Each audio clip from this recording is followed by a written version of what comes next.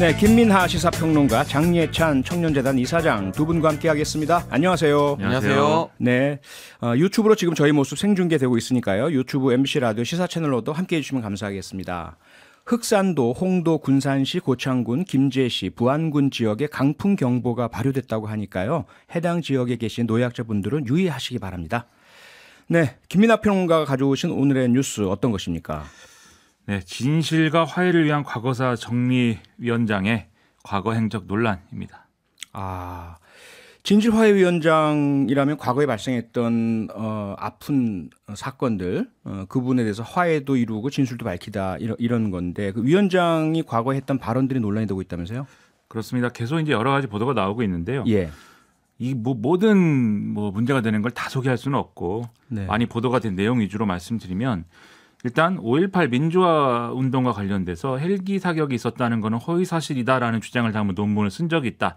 이게 많이 보도가 됐죠. 예. 2020년 10월 달에 한국 하이에크 소사이어티 정책 심포지엄에서 발표한 역사 인식 문제에 대한 국가의 파시즘적 통제라는 제목의 논문이었는데, 네. 그러니까 소위 이제 그 당시에 헬기에서 기관총 사격이 있었다라는 논란이 있었는데, 네. 여기에 대해서 이제 문재인 대통령이 발언한 것은 명백한 허위 사실로 확인될 수 있는 사안이다라고 표현을 하면서, 네. 이런 게 이제 자칫 잘못하면은 이런 것들에 대해서 이런 발언도 있는데, 이런 특정한 어떤 방향의 어떤 발언에 대해서 법적으로 규제를 하는 것은 그게 파시즘이 될 수 있다, 이런 취지의 주장을 실은 겁니다. 네. 근데 문제는 이제 군의 헬기 기총 사격은 사법부 판단에 의해서 일부 인정된 사실이 있고, 국방부의 네. 조사나 이런 것들도 뒷받침되는 사실이기 때문에, 그렇죠. 이게 이제 맞는 얘기냐라는 논란이 있었고요.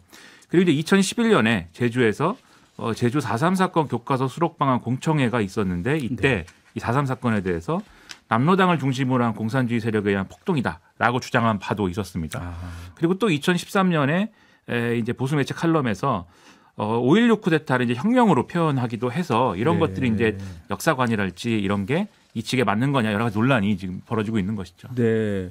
장예찬 이사장께서는 어떻게 보세요? 김광동 진실화해위원장의 과거 발언들? 네, 저는 이 과거의 어떤 발언이나 사상의 자유 때문에 너무 지나치게 제약을 가해서는 안 된다는 생각을 하고 있고요. 네. 그러나 법원에서 드러난 사실에 대해서는 개인적으로는 여부를 잘 몰라도 법원 판결을 항상 존중하는 편입니다. 그렇기 네. 때문에 과거 이 광주에서 있었던 참 가슴 아픈 5.18이라든가 헬기 사격의 흔적이라든가 이런 부분은 우리나라 법원이 인정을 했다면, 네. 거기에 대해서는 공직을 맡은 이상 당연히 법원 판결에 대한 존중을 깔고 가야 되는 것이죠. 네. 다만 그 이전에 개인이자 자유인 또는 학자로서 다양한 의견을 내는 것 자체가 금기시되고 터부시될 수는 없다라고 생각을 하고요.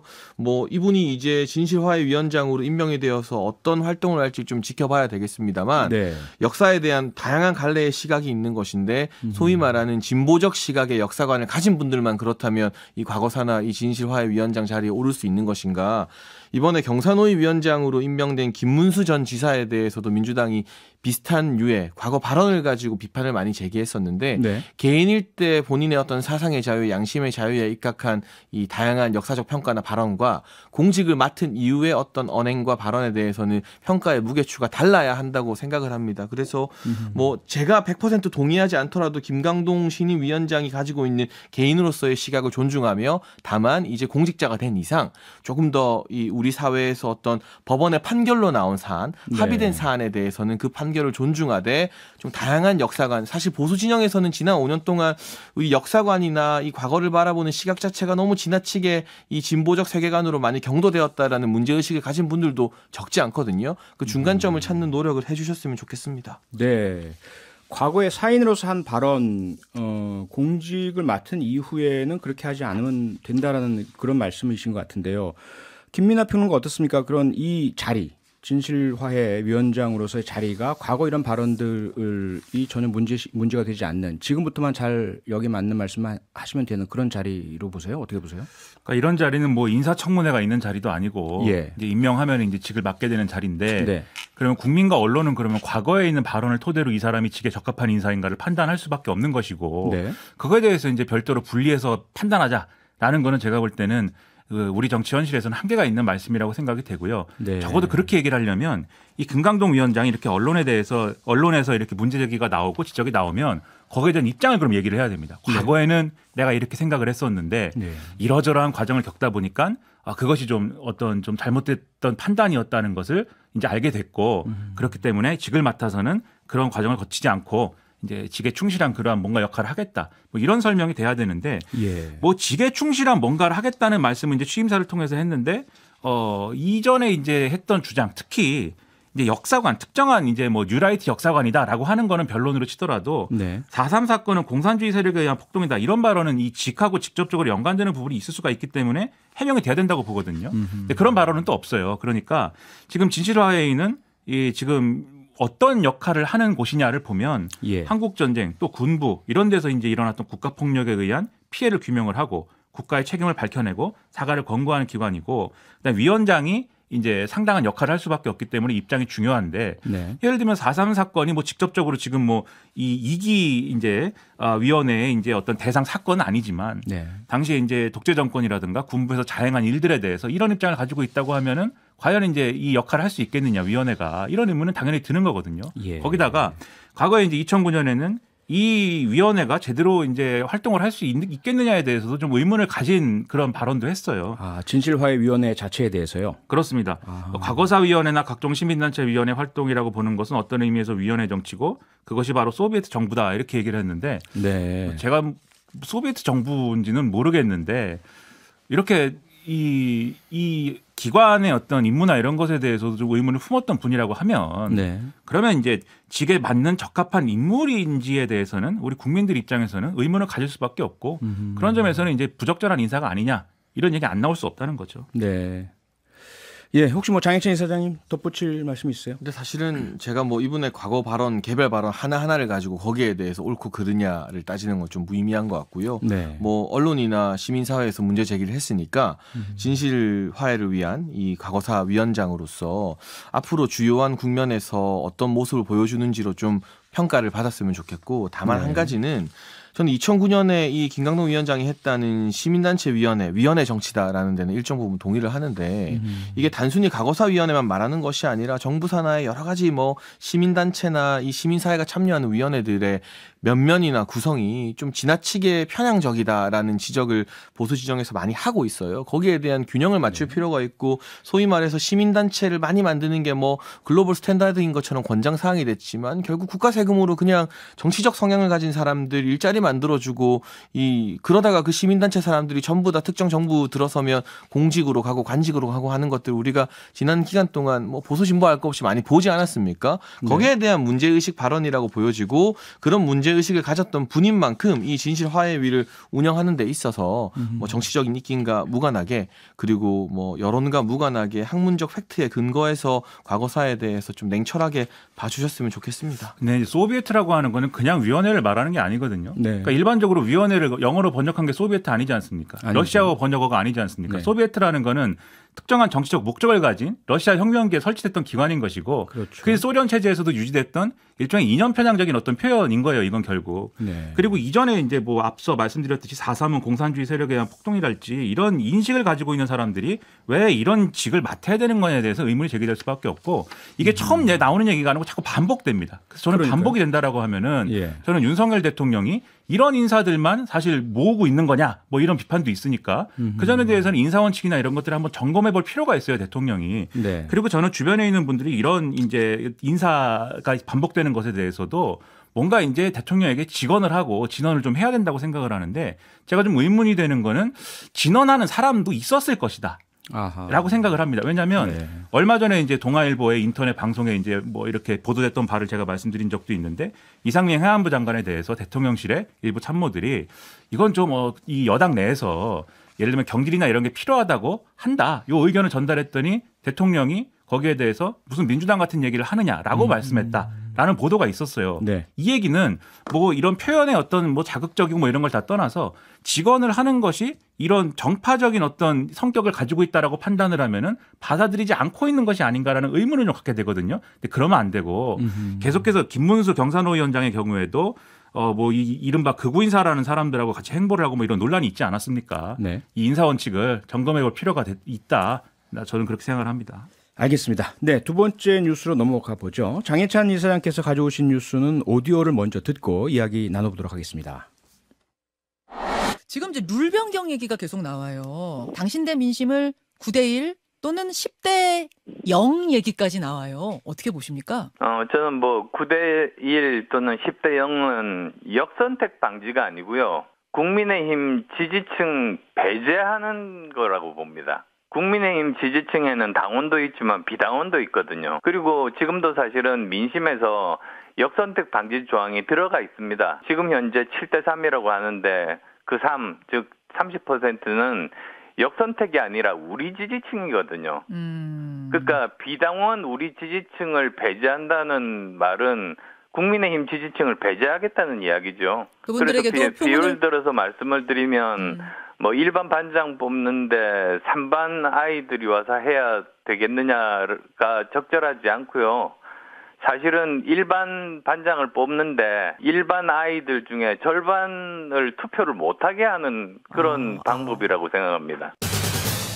네, 국민의힘 전당대회 룰 변경이 계속 이슈가 되고 있는데요. 안철수 의원이 오늘 인터뷰에서 이런 말을 했습니다.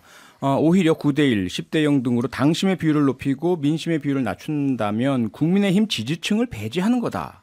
장혜찬 이사장님 어떻게 생각하십니까? 근데 이거는 바라보는 분들 따라도 당권 주자마다 유불리가 첨예하게 갈리는 부분이라 다양한 의견이 표출되고 있는데요. 일단 제가 말하기 좀 조심스러운 게 저도 출마하라는 권유를 많이 받고 있는 입장에서 물론 당 대표는 아니고 뭐 다른 대표로 나가시죠. 아니요.